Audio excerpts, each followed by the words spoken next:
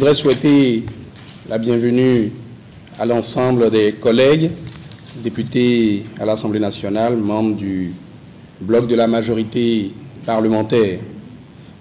Merci d'avoir bravé vos agendas pour être ici aujourd'hui. Je voudrais particulièrement saluer, évidemment, mesdames et messieurs les journalistes et tous nos amis de la presse.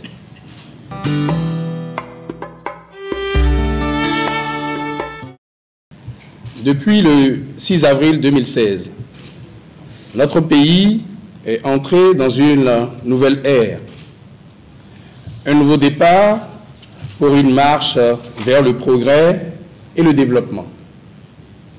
Sous l'impulsion du président Patrice Talon, le gouvernement du Bénin est décidé à tourner le dos à l'improvisation et à l'amateurisme dans la conduite des politiques publiques.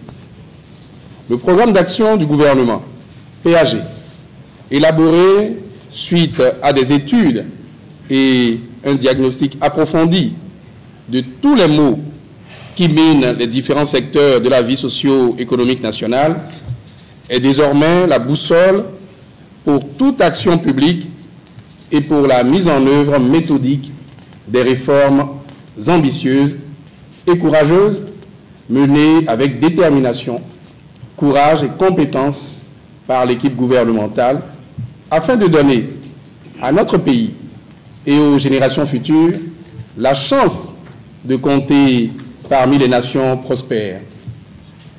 Constitué de 61 députés, de 6 groupes parlementaires venant de toutes les contrées du Bénin, nous avons décidé d'apporter notre soutien sans faille aux actions visant à améliorer durablement les conditions de vie de nos populations. Ce soutien, qui n'exclut pas, conformément à la Constitution, le contrôle de l'action gouvernementale, consiste notamment à accompagner l'action gouvernementale par le vote de propositions et projets de loi. Mesdames et messieurs, nous, députés, membres du BMP, ne saurions rester insensibles à la souffrance du peuple, comme on a souvent tenté de vous le faire croire. Bien au contraire, nous en avons conscience et partageons quotidiennement les peines et souffrances. Leurs peines et souffrances. Les temps sont durs, les temps sont même très durs. Nous devons en convenir. Mais est-ce parce que la conjoncture économique est difficile qu'il faut renoncer à réformer notre pays? Nous pourrions nous inspirer d'un grand penseur, pour ne pas citer Hegel, et dire que rien de grand ne s'est accompli dans le monde sans effort. Les philosophes savent bien qu'il a dit sans passion, mais nous nous en sommes inspirés pour dire que rien de grand ne se fait dans le monde sans effort. Le BMP reste convaincu que les actions du gouvernement méritent d'être accompagnées et se félicite des premiers résultats palpables déjà obtenus et qui augurent d'un avenir radieux pour notre pays.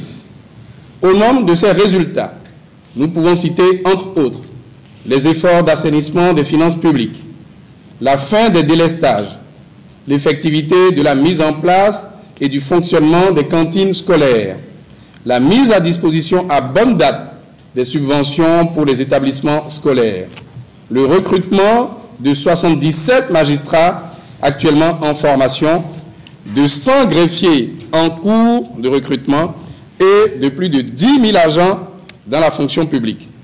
Le repositionnement de notre pays, le Bénin, comme une destination touristique. La sécurité sur le corridor béninois. Le dédommagement en vue du démarrage effectif des travaux de l'aéroport international de Glodjigwe. Le démarrage et la poursuite des travaux de plusieurs axes routiers, dont, il faut le souligner, l'axe Porto Novo-Misrete, qui changera le visage de notre ville capitale. Tous ces résultats n'ont pas pu être obtenus sans courage, sans pugnacité, toutes qualités qui ont manqué dans le passé malgré la bonne volonté et la bonne foi des précédents régimes. Aucune réforme majeure ne peut s'opérer sans sacrifice. Aucune réforme majeure ne peut s'opérer sans sacrifice. Et nous voudrions que les uns et les autres puissent en avoir conscience. Aucun développement n'est possible sans labeur, sans douleur. À l'instar de Winston Churchill, le président Patrice Talon n'a à nous offrir que du labeur, des larmes et de la sueur. Mais, de même que Winston Churchill pour le Royaume-Uni, Patrice Talon assurément rentrera dans l'histoire du Bénin puisqu'il sait, comme Danton, qu'il faut de l'audace, encore de l'audace, toujours de l'audace, et le Bénin sera sauvé. Chaque député, membre du BMP, compatit à la douleur du peuple et essaye quotidiennement, dans sa circonscription, d'apporter l'aide et l'appui autant que de possible, tout en restant convaincu qu'il s'agit d'un passage obligatoire, d'un renoncement à des facilités aujourd'hui pour des grands bénéfices demain. Lorsque nous voyageons au-delà de nos frontières, souvent nous nous émerveillons devant la qualité des villes comme Abidjan, Dakar, Jobour, Kigali, Accra et, a fortiori, les villes européennes, américaines et asiatiques, en oubliant que ce résultat qui force l'admiration est le fruit de dur labeur, le résultat de réformes souvent conduites par des dirigeants critiqués, détestés, haïs, des dirigeants impopulaires, mais qui indubitablement rentrent dans l'histoire de leur pays. Le BMP croit fermement que le Bénin tient une chance unique de prospérer sur le chemin du développement avec des réformes conduites avec rigueur, méthode, courage, dévouement et la prise en compte de l'intérêt supérieur de la nation. Malheureusement, aussi prometteuses qu'elles soient pour le pays et pour le peuple, à moyen et long terme, ces réformes contrarient dans le court terme des privilèges, des intérêts et avantages illégitimes de plusieurs catégories d'individus qui, de ce fait, s'organisent pour les mettre en échec. Ces personnes font feu de tout bois dans le seul dessein de jeter du discrédit sur l'exécutif, créer une atmosphère de suspicion permanente, déstabiliser la paix et mettre en échec les courageuses et nécessaires réformes en cours dans notre pays. Cette stratégie pourrait être illustrée notamment à travers 4 thématiques. La stratégie d'intoxication, j'entends, pourrait être illustrée à travers 4 thématiques qui défraient actuellement la chronique, à savoir la non-désignation des représentants du Parlement au COS-LEPI et la non-installation du COS-LEPI. 2. La levée, le dossier qu'on pourrait appeler levée d'immunité parlementaire. 3. Le retrait du droit de grève à certaines corporations professionnelles. 4. La proposition de loi sur le système partisan. Merci de votre aimable attention.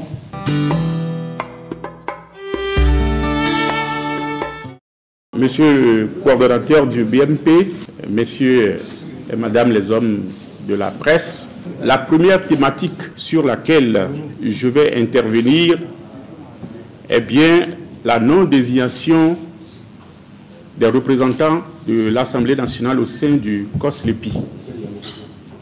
Et c'est un sujet qui défraie depuis un certain moment la chronique. Et oui, selon la Constitution du Bénin et selon le règlement intérieur de l'Assemblée nationale devrait, à partir du 1er juillet 2017, en tout cas chaque année, désigner 9 députés qui la représentent au sein du COS-LEPI. Et cela n'a pas été fait depuis le 1er juillet 2017. Et en décembre 2017, la Cour constitutionnelle, sur saisine d'un citoyen, a dû rendre une décision dont la substance faisait injonction à l'Assemblée nationale d'avoir à désigner ses représentants au sein du COS-LEPI pour au plus tard le 21 décembre afin que le COS soit installé le 29 décembre. Mais pour un mandat qui devrait courir jusqu'au 30 juin 2018, alors que selon les textes, selon la Constitution, le mandat du COS court du 1er juillet au 31 janvier de l'année suivante, rigoureusement. Nous savons que les décisions de la Cour sont sans recours, mais nous allons opiner sur la portée de cette décision et son applicabilité. Vous savez que le jour où cette décision était notifiée à l'Assemblée nationale était en pleine session budgétaire et devait voter le budget de l'Assemblée nationale.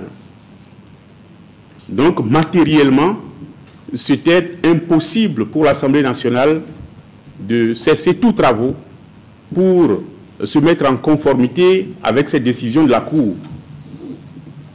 Et selon l'instruction de la Cour constitutionnelle en direction du président de l'Assemblée nationale, la réponse à cette instruction a été donnée par le bureau de l'Assemblée nationale et les mobiles et les motifs pour lesquels l'Assemblée n'avait pas pu désigner ses membres, ses représentants au sein du COSLEPI ont été fournis abondamment.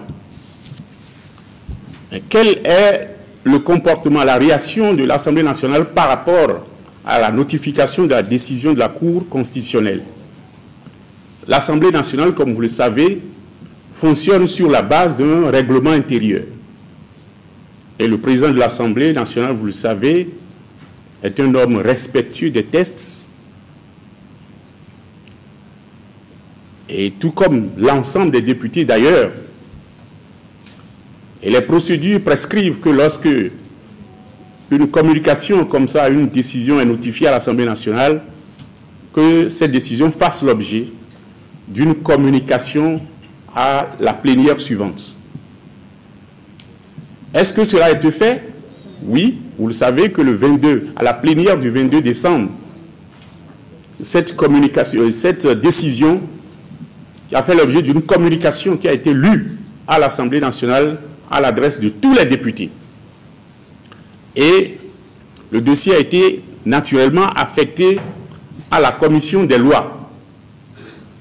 Et la commission des lois doit faire son travail, vous savez, et puis après présenter un rapport qui propose la formule de désignation des représentants de l'Assemblée nationale au sein du COSLEPI.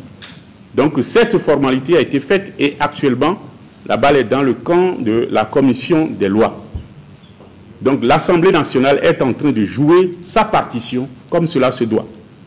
Actuellement nous sommes hors session et la prochaine session ordinaire s'ouvrira en avril et ce processus continuera pour que l'Assemblée nationale se conforme à cette décision de la Cour constitutionnelle. Donc, c'est vous dire que l'Assemblée nationale ne s'oppose pas à se conformer à la décision de la Cour, mais est dans la logique de se conformer à cette décision. Maintenant, ce qui fait couler beaucoup d'encre, c'est est-ce que la non-désignation des membres du COS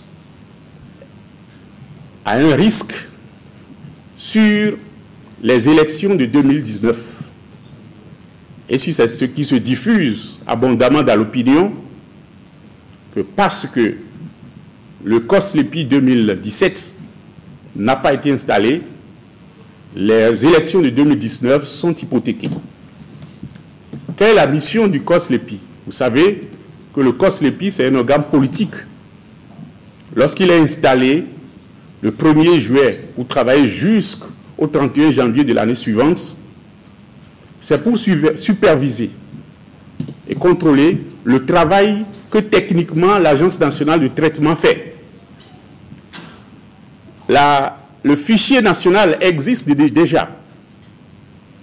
Et c'est de ce fichier national qu'est extrait chaque année, à chaque période d'actualisation, la liste électorale nationale.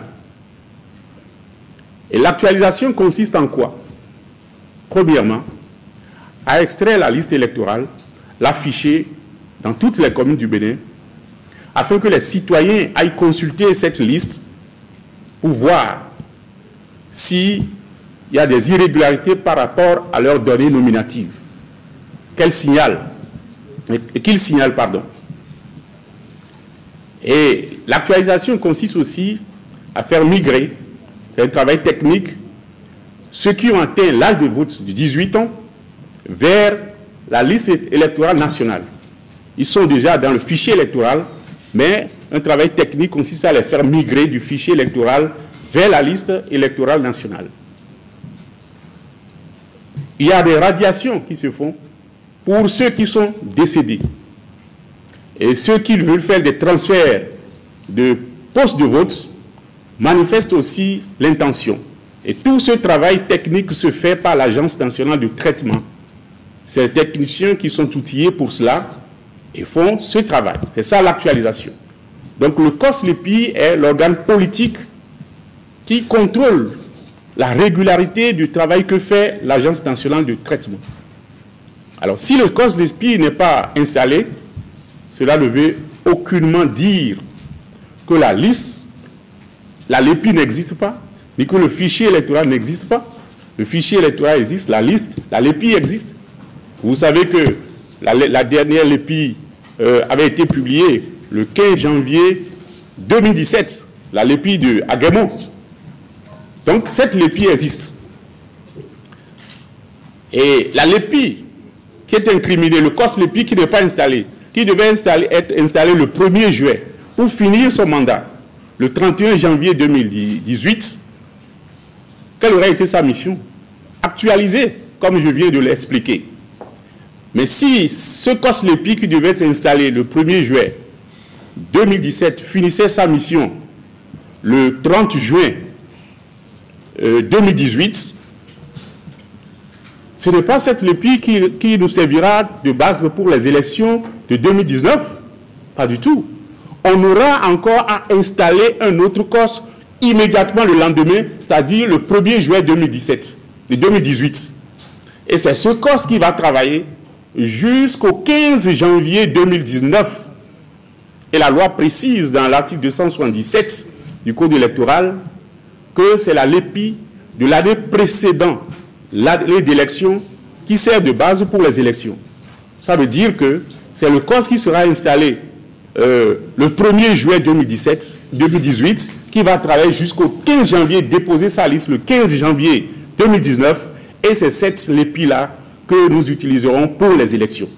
Même si le COS 2017 était installé, le travail qu'il aura à faire ne nous servira pas pour les élections.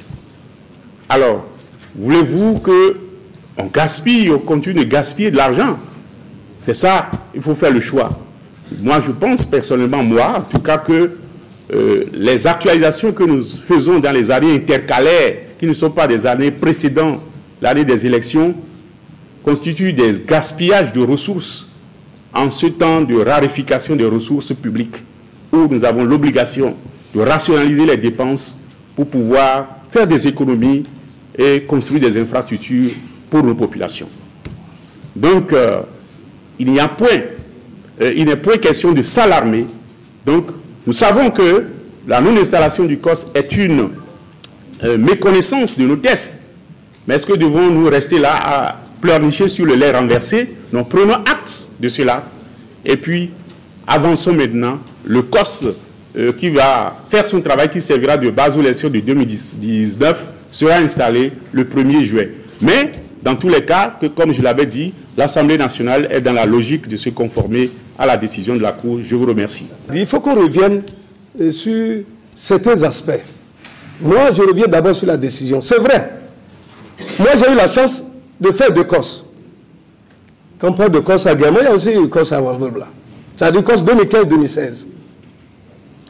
Mais, vous savez, aucun COS n'a jamais été installé le 1er juillet. Il faut que ça soit clair. Nous avons été installés souvent 2 mois après. Je me rappelle en 2015, c'était en février, en août. Le 22, je pense qu'on avait été installé. En 2016, c'était encore en août, le 24 août, pratiquement, on a été installé. Mais 2 mois après, et je me rappelle, le COS qui était le COS d'enjeu, le COS 2015-2016, parce que aussitôt après ce COS, devait avoir plusieurs élections. Cette liste devait servir pour l'élection présidentielle, des législatives, des communales. Mais c'est nous, ce COS qui était chargé d'éditer les cartes des électeurs, rappelez-vous. Et c'était très difficile pour nous. Le retard qu'on accusait, je me rappelle bien, le bureau du COS, en son temps, en février, était obligé d'écrire à la Cour pour dire, ah, nous sommes en difficulté, on aurait souhaité que la Cour prenne une décision pour proroger jusqu'au 28 août et 28 février. Rappelez-vous bien. La Cour devait proroger jusqu'au 28 février pour qu'on puisse boucler. Mais la décision de la Cour a été implacable. La date n'est pas extensible. Vous avez été installé, c'est du 1er juillet au 31 janvier. Même si vous avez été installé en décembre, vous finissez le 31 janvier.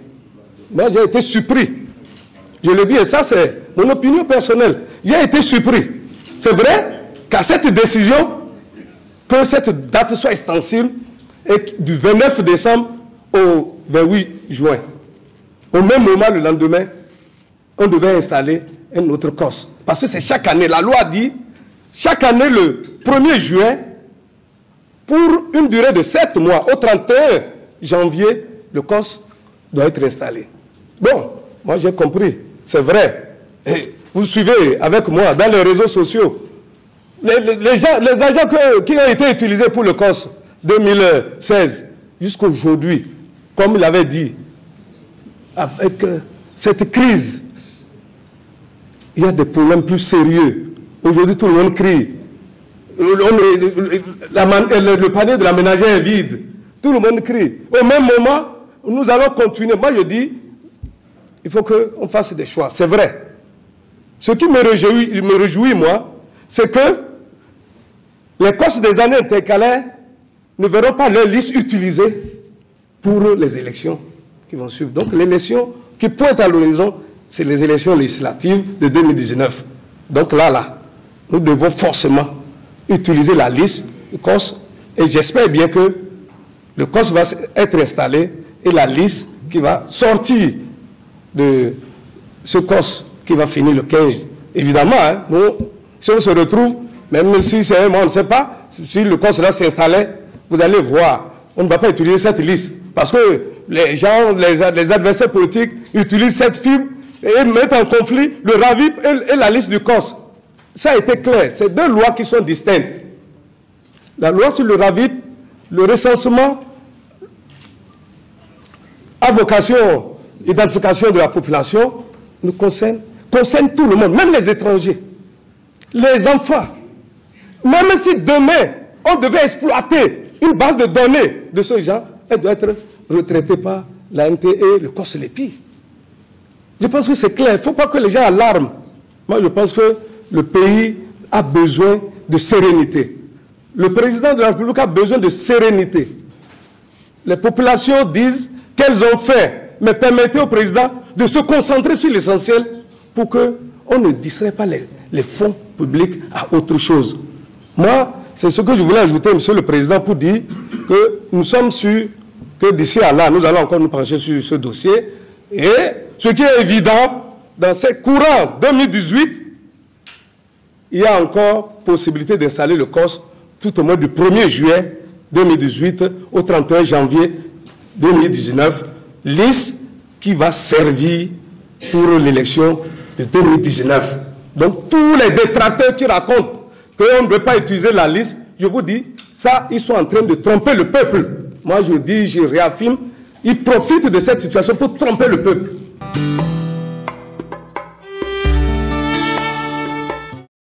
Monsieur le coordonnateur du BNP, chers collègues députés, chers amis journalistes, merci beaucoup.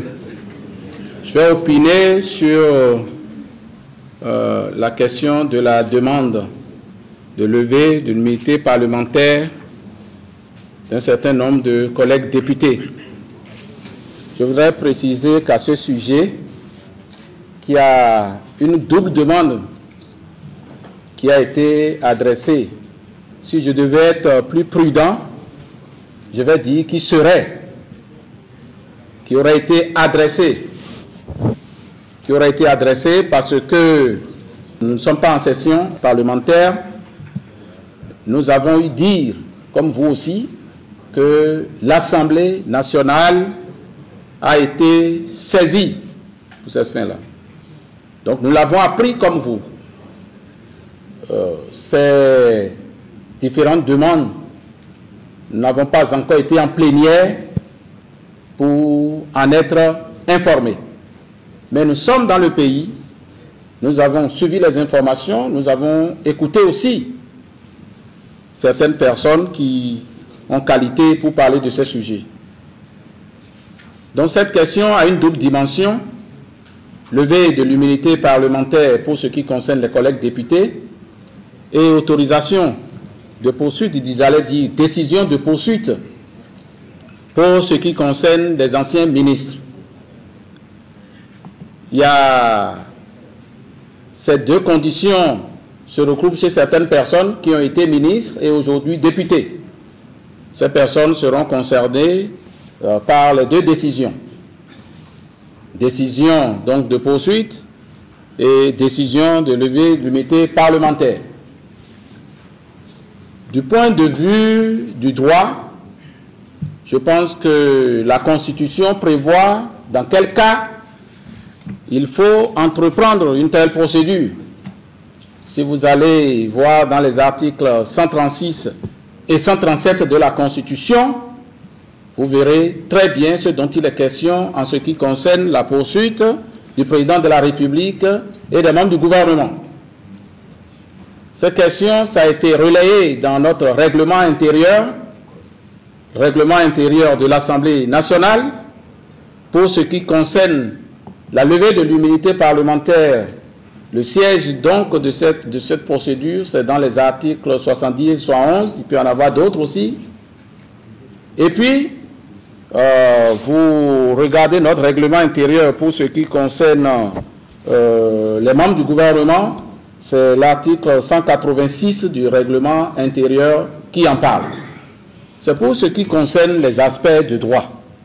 Donc, ce qui est en cours là, à notre avis, répond correctement à ce que prévoient nos textes, le texte fondamental, la Constitution et le règlement intérieur. Donc, c'est possible.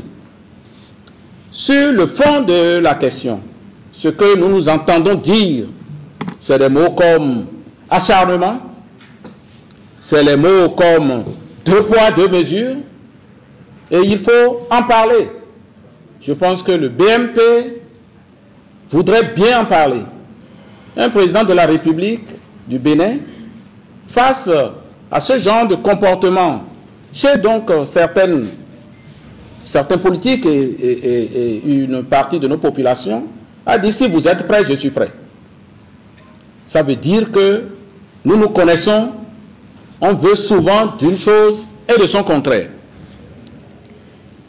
Il n'y a pas eu très longtemps ici, la Commission nationale de lutte contre la corruption nous a invités dans un séminaire à Popo Beach. Et ce jour-là, nous avons pris des résolutions. Des hommes politiques étaient là, des parlementaires étaient là, les personnalités de la société civile étaient là, les journalistes étaient là. Je pense que certains d'entre vous détiennent encore les badges distribués par l'ANC à cette occasion. Et je me rappelle bien qu'à la sortie donc, de cette séance, le garde des Sceaux a dit s'il devenait des cas, est-ce que nous qui sommes ici, nous sommes prêts? Nous avons tous dit dans la salle que nous étions prêts. Nous avons suivi le président de la République la fois dernière par rapport à cela, par rapport à la question fondamentale. Est-ce qu'il suffit de se réfugier dans l'opposition pour organiser son impunité dans notre pays, enfin? Pour que, dès lors qu'il y a une question qui concerne quelqu'un, même de l'opposition, que l'on dise que c'est de l'acharnement. Et nous sommes curieux, nous nous posons la question au BMP de savoir, mais pourquoi personne ne se demande et ne se dit, telle personne-là, dont on a demandé la levée de l'immunité parlementaire, donc dont on a demandé la décision de poursuivre, En droit, on ne devrait pas le faire. Personne ne le dit. Tout le monde dit non, c'est de l'acharnement tout court, sans donner un contenu à ce mot-là. Donc, nous avons dit, lutte contre la corruption. Nos concitoyens nous attendent sur la question de l'impunité. Je pense qu'il faudrait qu'on y aille. Et un dirigeant ne doit pas dire que tant que le peuple n'est pas prêt, qu'on y aille. Le dirigeant prend les décisions et les autres suivent. C'est ce qui se passe. Et c'est pour ça que nous ruminons beaucoup, parce que c'est dur pour nous d'avoir donc des dirigeants qui disent nous prenons nos responsabilités, même si c'est dur, même si ça ne plaît pas, on va y aller. C'est la première chose que je voulais dire. Sur la question de 2 poids, 2 mesures, nous avons quand même une loi contre l'impunité dans le pays, la prescription, l'imprescriptibilité des crimes économiques. De ce point de vue, de quoi avons-nous peur? Il faut qu'on commence quelque part, et puis après, voilà. Il y a même des gouvernants qui vont se dire, ben, de toutes les façons, si je poursuis les gens qui peut-être sont de l'opposition aujourd'hui, et il y a même des cas où des partisans de la majorité présidentielle sont en train d'être poursuivis. Et ça, personne n'en parle. Je pense que c'est un début, puisque quand sera le tour d'autres équipes au pouvoir, je pense qu'on devrait pouvoir continuer dans ce cycle-là. Je pense qu'il ne devrait pas avoir de problème.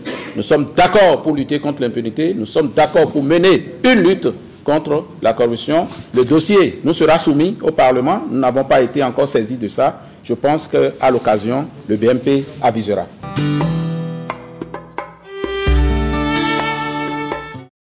Chers journalistes et chers collègues,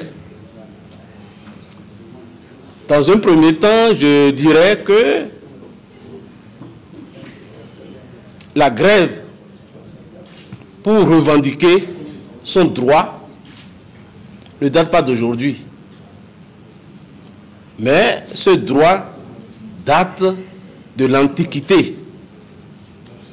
Les plus anciens conflits connus entre employeurs et travailleurs, dont l'histoire est gardée trace, ont eu lieu en Égypte.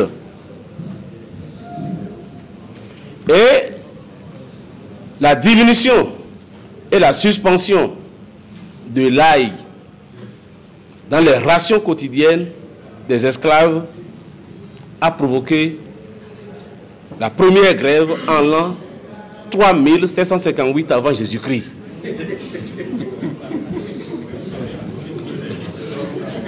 Les ouvriers chargés de la décoration des monuments de la vallée des rois ont protesté contre le retard de ravitaillement. C'était en l'an 29, au temps du règne du roi Ramsès III, au milieu du XIIe siècle avant Jésus-Christ. Vous voyez que la révolte de Chicago n'a été qu'une expérience récente qui a permis de légiférer pour des ouvriers et travailleurs des temps modernes. Alors, vous voyez que notre Constitution n'est que le prolongement, en son article 31, n'est que le prolongement de cette vieille lutte depuis les Antiquités jusqu'à ce jour. Mais les causes varient d'une structure à une autre. Je prendrai peut-être secteur par secteur pour mieux étayer ce que je voudrais dire. À la santé, c'est la mauvaise gouvernance des ministres depuis le renouveau démocratique. Donc ça ne date pas du régime de la rupture. Et qu'ils vous souviennent que les primes de résidence payées à 100 000 francs aux médecins et à 6 000 francs aux autres corporations, comme si parmi ces corporations, il n'y avait pas de cadre A1, étaient à l'origine des premières grèves du temps du régime défunt. Nous avons noté aussi l'éternel problème de reversement à catégorie, dans les diverses catégories. Mais aujourd'hui, que constatons-nous? C'est que la grève s'est complètement désacralisée parce que devenue sectorielle et chacun y va de son gré pour un oui ou un non. Et dans la santé, ce sont ceux qui sont censés entretenir la vie qui la massacrent en créant des veufs, des veuves, des orphelins dans une misère éternelle. La désolation est totale, aussi bien chez les malades qu'au niveau des parents de ces malades. Et la grève est devenue la nouvelle maladie qui tue plus que l'épidémie du choléra. Nous devrons trouver une solution durable à ce nouveau phénomène qui décime les efforts de l'État, des différents partenaires et de la population. Les présumés voleurs qui sont brisés sont moins nombreux que ceux qui meurent abandonnés dans les lits d'hôpitaux du fait de la grève. Et si l'État a pu mettre fin à cette pratique, il peut également résoudre ce problème. Alors, chers journalistes, on pouvait continuer, mais je retenais tout simplement, pour finir cette rubrique de la santé, que lorsque la santé va en grève, ce sont des vies humaines qui disparaissent et pour toujours. Donc c'est irréparable. Nous connaissons les conséquences et les implications d'un deuil du genre.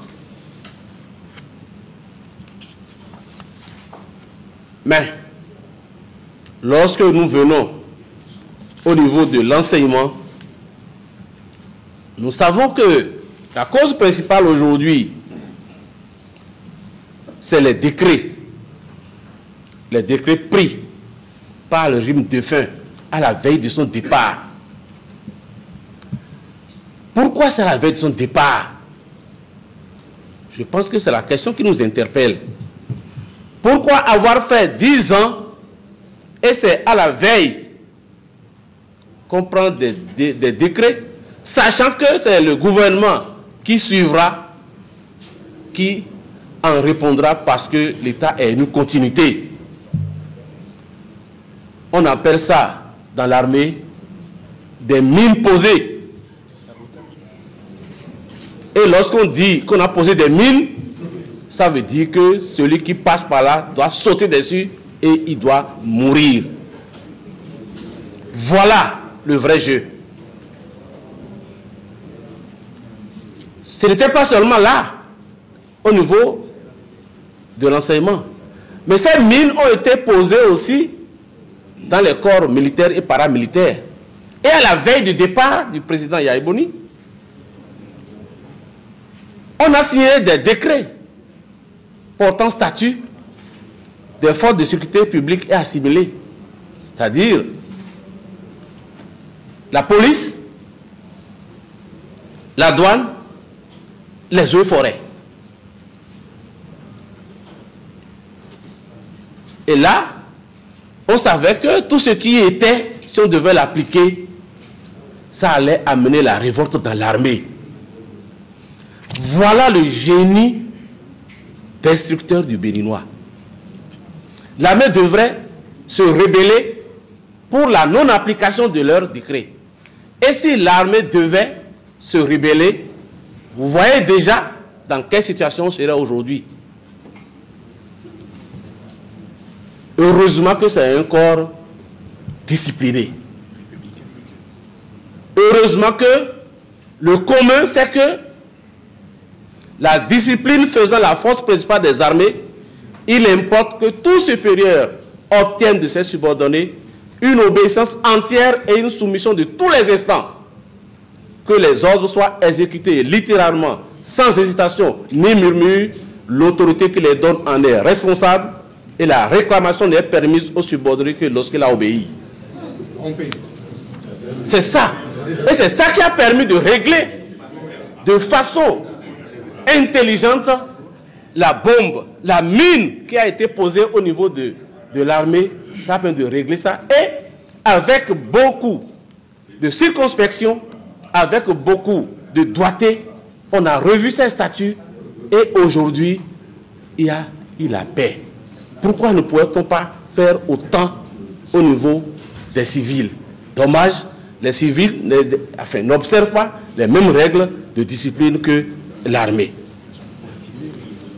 Au niveau des magistrats, nous étions, évidemment, le pouvoir a pris un engagement pour revoir le statut des magistrats.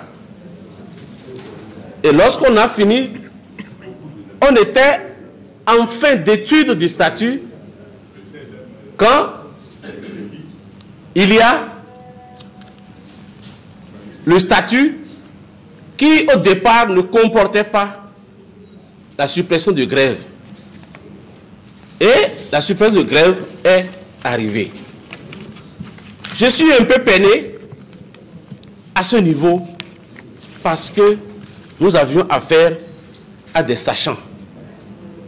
Nous avions affaire à des sachants et qui connaissent que, avant que la loi soit exécutoire, qu'il y avait différentes étapes. Le fait de voter une loi ne saurait signifier que la loi devient immédiatement exécutoire. Il y a le contrôle de constitutionnalité. Ensuite, il y a la promulgation. Il y a la publication. Avant qu'on ne puisse dire que la loi est exécutoire. On était encore à la première étape et les sachants sont allés en grève. Alors, qu'est-ce que ça pouvait cacher? Et nous avons profité, saisi l'opportunité qui nous était offerte, en tenant compte de ce que j'ai dit plus haut, concernant la santé et concernant les autres décrets, sans oublier les enseignants dont on a signé les décrets pour les statuts. Nous avons profité pour dire, bon, mais en réalité, est-ce que c'est les seuls services qui étaient des services essentiels? Nous avons eu recours alors aux décisions de l'OIT. Par exemple,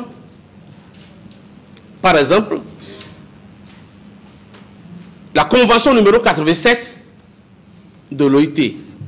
Et lorsqu'on parcourt les différents motifs qui peuvent amener à soit supprimer, soit suspendre, soit réglementer, nous sommes allés à la notion de services essentiels.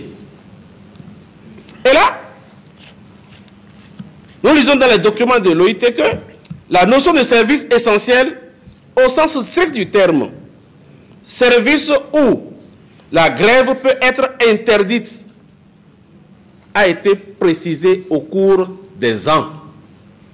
C'est en 1983 que la commission d'experts a donné la définition aujourd'hui retenue, définition que le comité de la liberté syndicale a fait sienne peu après.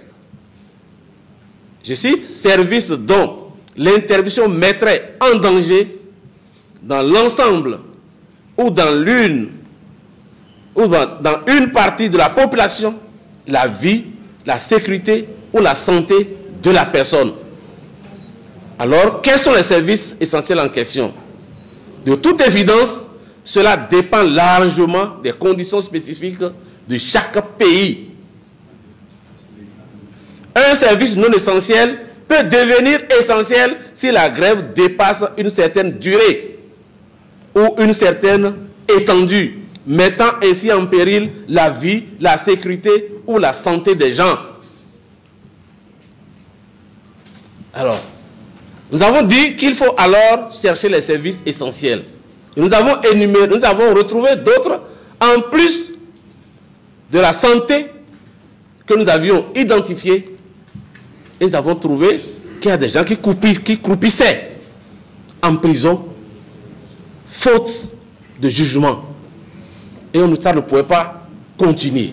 Nous avons aussi identifié que les services pénitentiaires pouvaient être aussi considérés comme services essentiels parce que lorsqu'il y a mutinerie en prison, on ne pouvait pas savoir ce qui peut se passer. Alors, face à tout cela, nous avons fait des propositions. Et ce ne sont que des propositions. Vous avez vu ces propositions là où ça a abouti. On a voté en plénière ces retraits. Lorsqu'on a voté ces retraits de grève à ces services essentiels dont je viens de vous donner la définition d'après l'OIT, il y a eu grève des magistrats. Et c'est là que je disais tout à l'heure que ce n'était que le début d'un processus avant l'application. Normalement, on devait attendre que le processus aille au bout. Sinon, la loi n'est pas encore exécutoire à mon humble avis. Et c'est cela qui me permet de dire, mais est-ce qu'il n'y avait pas des mains invisibles? La loi a été déférée devant la Cour constitutionnelle. Tous les autres pouvoirs se sont rangés. Le gouvernement a pris acte. Les députés ont pris acte. On a dit qu'il faut encadrer le droit de grève. Nous en sommes encore là. Mais pourquoi avoir déclenché la grève alors que la loi n'était pas exécutoire? Alors, qui n'a pas travaillé n'a pas droit au salaire. Mais, il y a l'article 25 de la loi de 2002 qui dit que lorsque c'est pour des libertés, ou bien si c'est pour les droits acquis, il ne doit pas avoir défalcation. Nous sommes entièrement d'accord. Mais, lorsque nous sommes dans un pays de droit, est-ce que c'est la loi du talion? Dans un pays de droit, est-ce que c'est la loi du talion? Est-ce que c'est œil pour œil, dent pour dent? Il y a des institutions de régulation. Il y a des institutions qui départagent. Et c'est ce que j'ai dit tout à l'heure. Nous avons fait quelque chose qui n'était pas bien. On nous a dit que ce n'est pas bien. Ok, on prend acte et on continue. Lorsque, au niveau de l'article 25, le gouvernement interprète d'une manière, les syndicalistes interprètent d'une manière, chers amis, qu'est-ce qu'il faut faire? Lorsque je ne m'entends pas avec Tatampion, nous nous portons devant un arbitre. Nous portons devant un arbitre. Le juge administratif pouvait être saisi. Et lorsque la décision serait remplie, serait rendue, chacun va encore se ranger. Si le juge administratif dit que le gouvernement a une mauvaise lecture de cet article, les défalcations seront restituées immédiatement. Ça, c'est clair. Lorsque le juge administratif dira que c'est l'exécutif qui a raison, bon, les défalcations seront maintenues. Est-ce que on ne pouvait pas, lorsqu'on n'est pas d'accord, est-ce qu'on ne pouvait pas aller devant le juge administratif? Ne pas aller vers le juge administratif, c'est ne pas vouloir la paix. C'est ne pas vouloir le dialogue.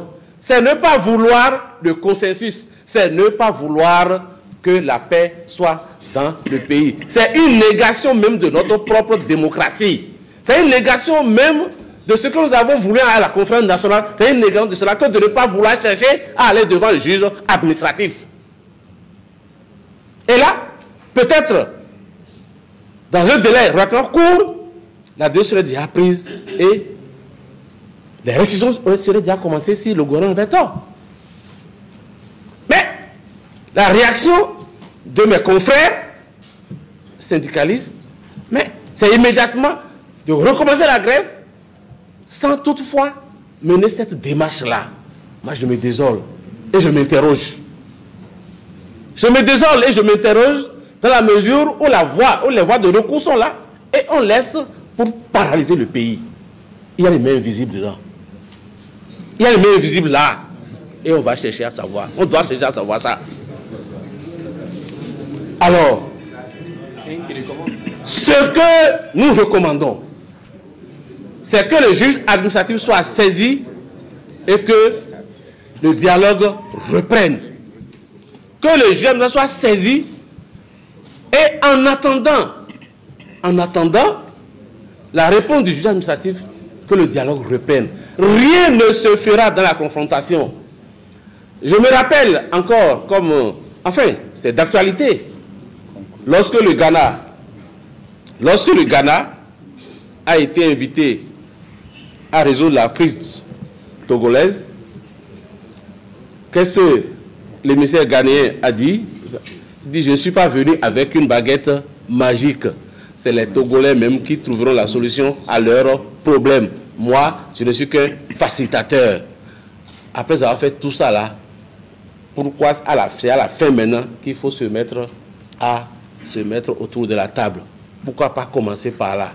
Alors, j'invite mes amis, mes confrères syndicalistes à retourner à la table de négociation, que le juge d'administration soit saisi et que nous soyons tous alors démocrates.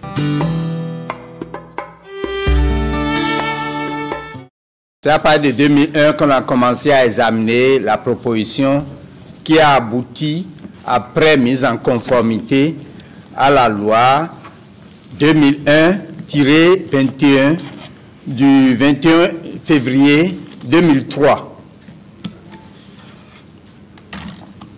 Après 15 ans, l'unanimité s'est faite autour de ce que cette loi doit pouvoir être améliorée. Et dans notre dispositif législatif, on a, comme vous le savez, on a deux possibilités. Soit c'est le gouvernement qui introduit un projet, soit c'est des parlementaires qui font une proposition examinée en commission puis en plénière avant qu'on ne vote la loi. Je crois que c'est la procédure normale. Et les députés du bloc de la majorité parlementaire ont senti donc cette nécessité de se retrouver et après une longue période de préparation, ont donc finalisé une proposition déposée sur la table du bureau de l'Assemblée nationale. Au terme de ce séminaire, il y a eu des propositions d'amendement qui ont été recensées, qui sont versées à la commission des lois. La proposition comporte 70 articles. Et comme élément nouveau, le point essentiel, c'est le mode d'enregistrement et de suivi des partis politiques, les conditions de création des partis politiques. La question de la transhumance n'existait pas dans la charte actuelle. Nous avons pensé qu'il fallait dissuader ou limiter, mais tout en préservant le droit aux citoyens. On a eu de libres discussions, des échanges fructueux pendant le séminaire et des propositions d'amendement seront certainement prises en compte. Et lorsqu'on va étudier à l'hémicycle, c'est vous dire que les mobiles de ces esprits malins sont ailleurs. Les gens sont convaincus du bien fondé de faire des réformes. Les gens sont convaincus de la pertinence de certaines propositions, mais il fallait montrer que, parce que ça vient de ceux gouvernement parce que ça vient du Parlement.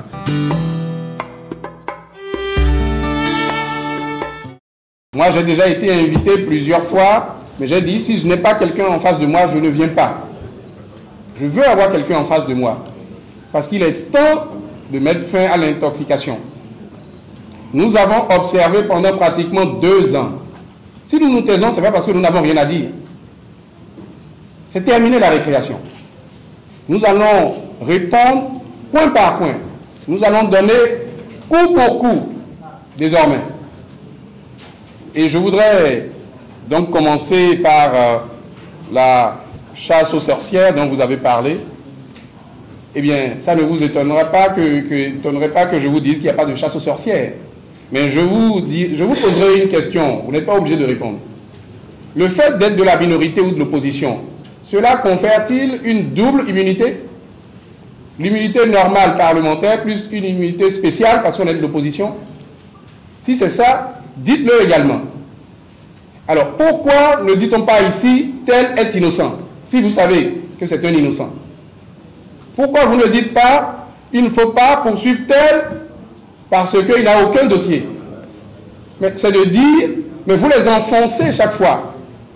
Et ils s'enfoncent eux-mêmes. Chaque fois qu'on dit, ah oui, c'est sélectif. C'est une façon de dire, oui, on a mis la main dans le pot de confiture, mais il n'y a pas que nous. Mais au moins, vous avez mis la main dans le pot de confiture. Et il est bon que le peuple sache. Et il est bon que les juges puissent instruire. Écoutez, mais imaginons même que le président qui est là soit là pour 10 ans. Je sais que certains parmi vous peuvent avoir du mal à l'imaginer, mais moi je l'imagine aisément. Les 10 ans finiront.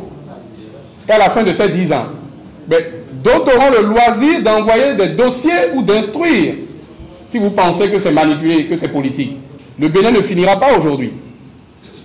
Et ce qu'on est en train peut-être de reprocher à ceux dont on a transmis le dossier aujourd'hui, ça n'a pas été fait au moment où ils étaient au pouvoir. De quoi vous vous inquiétez? Alors imaginons même qu'il y a une présomption de tout ce que vous dites, pour ne pas vous dire qu'effectivement c'est de la diffamation. Mais imaginons que ce soit vrai. Mais ils finiront par en répondre. À moins qu'ils privatisent pour la vie de Bénin. De quoi vous avez peur? Et cette justice, vous la voyez à quel point elle est indépendante au Bénin.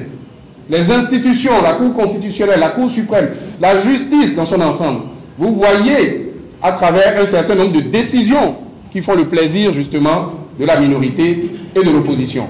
C'est la preuve qu'il y a une indépendance de la justice dans notre pays. À moins que vous-même, vous veniez dire ici que nos juges sont vassalisés.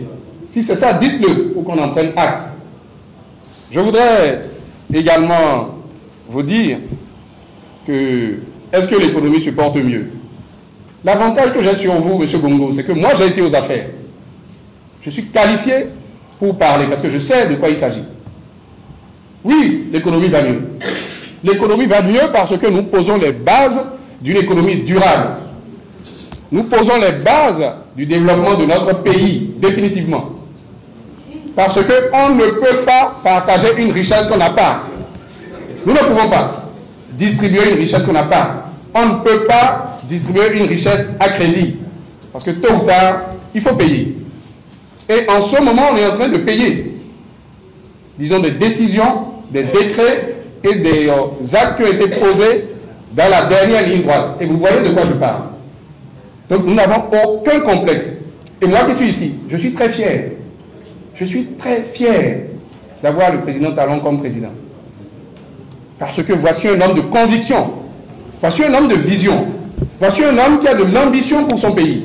Voici un homme qui n'a pas peur, disons, qu'on le critique. Voici un homme qui avance pour l'intérêt du Bénin.